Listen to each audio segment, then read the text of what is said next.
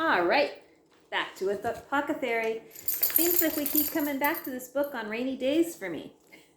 You may not be listening to it when it's raining, but it's always kind of dark and rainy here. And maybe it's because it's set in London. Who knows? Anyway, Apothecary, we're on to chapter 18.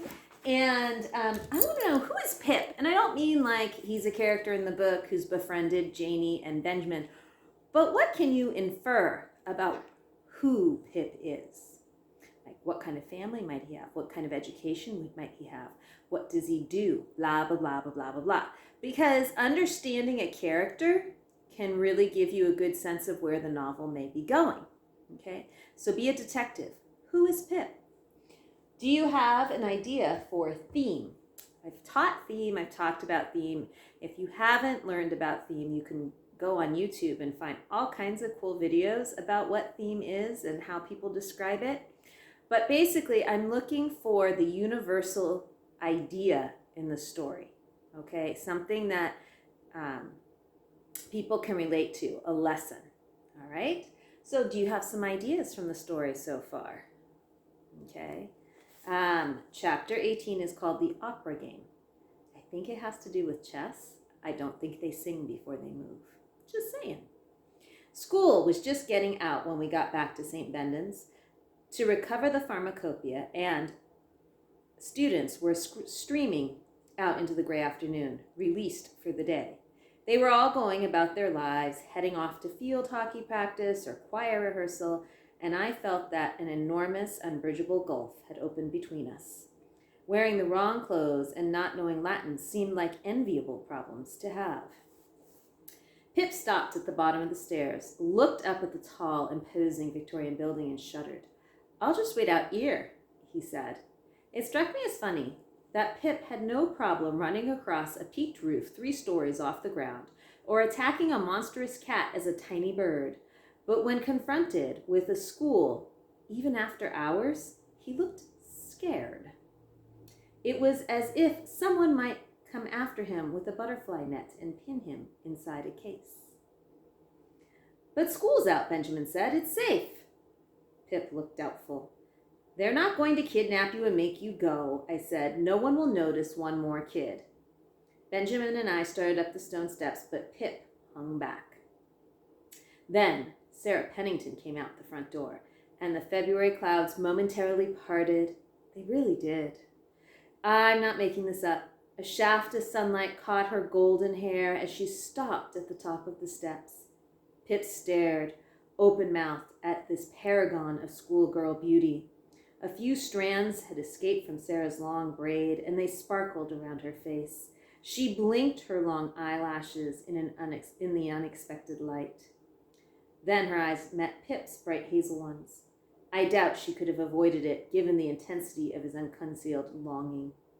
She seemed startled by what she saw, and she glanced at me, then at Benjamin, then back at Pip. We were all standing on the step below her, like acolytes before the Queen. I thought it might be good for Pip that she couldn't see how short he was. Acolytes. There's a word you should look up. "Hello," she said. "Hello," Pip said, as if in a dream. "How do you do?" she asked. He nodded, paralyzed with love. "This is our friend Pip," I said. "Pip?" she asked, tilting her head fetchingly. "As in Great Expectations?" "Why not?" Pip said. She smiled. "Do you have great expectations?" "I do now." "Do you go to this school?" "Not yet," he said, "but if you go here, I will." I noticed that he had pronounced the H in here and wondered how much he changed his accent to suit his situation each day. Sarah blushed, flustered. Having started the flirtation, she didn't seem to know how to keep it up. "My car is waiting," she said, and she skipped lightly past us down the steps, ignoring Benjamin and me, but glancing one more time at Pip. Pip gazed after her. Then he scampered down to the black car and waited at the curb, slid in front of the chauffeur, and opened the back door for her, saying something I couldn't hear. "Is that a limousine?" I asked Benjamin. "It's a Dalmer," he said. "It picks her up every day." As the Dalmer pulled away, with Sarah safely inside, Pip clutched his heart and staggered backwards with mock clumsiness of a vaudeville performer. Then he ran back up the stairs. "I think I should go to this school," he announced. "What did she say?" I asked. "She told me her name. Sarah Eleanor Pennington," he sighed. "She told you her middle name?" Benjamin asked. "Benjamin fancies her too," I explained. "I do not." "Yes, you do. You know how she leaves school every day." "I don't fancy her," Benjamin said. "I did." Pip sized up his new arrival, then shrugged. "May the best man win," he said. Benjamin stalked into the building, letting the door swing closed behind him, and I wondered if he was pretending not to like Sarah because he envied Pip's success, or if he really meant it. "What was that she said about great expectations?" Pip asked. "It's a novel," I said. "Great Expectation. It's about a boy named Pip who falls in love with a beautiful rich girl." "And the girl falls in love with him too?" "I can't give it away the ending." "Huh," Pip said. "Then I'll have to read it." I love that this author gives me the Cockney accent and spells it phonetically so that I can remember to say it the way that he would have said it, like dropping the H's and stuff. It's always nice when the publisher and the writer determine to do that. We found Sergi at chess club in one of the history classrooms. 6 unassuming boys sat at chessboards set up on three desks. Sergi was across from the pimply kid from our Latin class, about to make the first move. But he jumped up from the desk when he saw us. "Benjamin, Janie," he said. "I have your—" He caught Benjamin's look of displeasure. "Oh," he said, "sorry, but it's only chess club. They're my friends."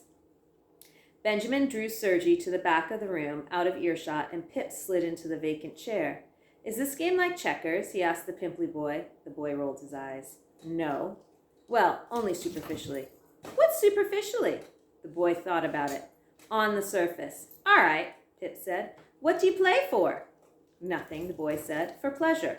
"Pleasure," Pip said. "That's daft. Let's say half a crown. Can I move this little round-headed one?" I left them to their game and followed Benjamin and Sergi to the back of the room. "I have the book right here," Sergi whispered. "I've kept it with me. I was worried. Where did the police take you?" His face was flushed with excitement. "Has anyone asked you about the book?" Benjamin asked. Sergi thought about that. "No." "What should we do next?" "Nothing," Benjamin said. "I just need it back."